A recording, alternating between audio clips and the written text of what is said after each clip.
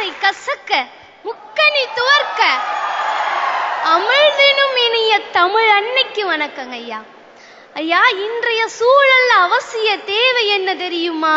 பலம் தரக்கூடிய பண்பாடு தாங்க ஐயா. எல்லார் பண்பாட்டுக்கும் ஒரு தனித்துவம் இருக்கு. ஆனா நம்ம பண்பாட்டோட தனித்துவம் என்ன தெரியுமா? அறிவியலோடு ஆன்மீகத்தை சொல்லி கொடுத்தாங்க. கால்ல போடுற மெட்டியில இருந்து நெத்தியில வைக்கிற நெத்தி பொட்டு வரைக்கும், சாணம் தெளிச்சு போடுற கோலத்திலிருந்து கோயில் கோபுர கலச வரைக்கும் எல்லாமே அறிவியல்.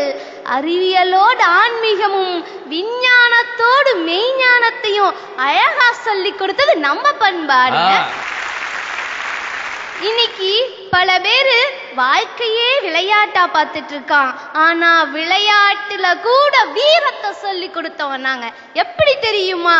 கபடி ஆடும் போது விட்டுப்பிடின்னு சொன்னோம். அதே சிலம்பத்துல கவனத்தை விட்டராதன்னு சொன்னோம்.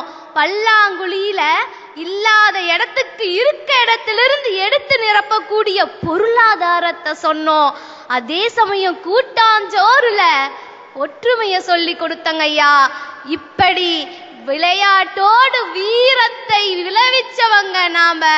அப்படிப்பட்ட பண்பாடு தாங்க ஐயா இன்னைக்கு அவசியம். அக்கா, எல்லாரு கையிலயும் ஆண்டி கையில கூட இன்னைக்கு ஆண்ட்ராய்டு இருக்கு. அது முக்கியம் இல்லைங்க.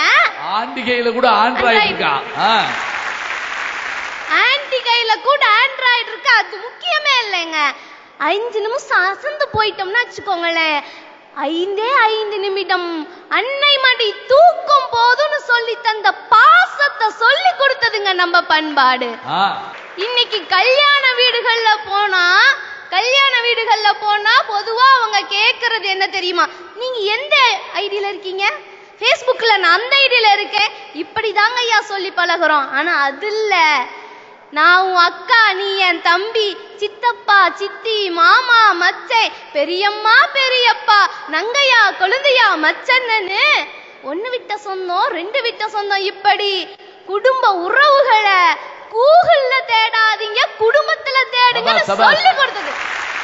குடும்ப உறவுகளை கூகுள்ல தேடாதீங்க, குடும்பத்துக்குள்ள திரும்பி பாருங்க.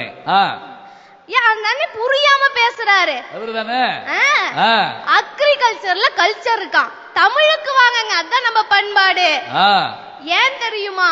இன்னைக்கு பலம் தரக்கூடிய பண்பாட்டை சரியா பார்த்திருந்தா வளம் தரும் விவசாயம் தனியா போயிருக்காது. ஏன்னா வாழ்க்கை நெறிமுறையோட விவசாயத்தை வாழ்வியலா சொல்லி கொடுத்ததே நம்ம பண்பாடுதான். அதனாலதான் சொல்றேன், இன்றைய சூழல்ல அவசியமான தேவை, நிச்சயமான தேவை, கண்டிப்பான தேவை பலம் தரக்கூடிய பண்பாடேன்னு பேச வந்தேன்.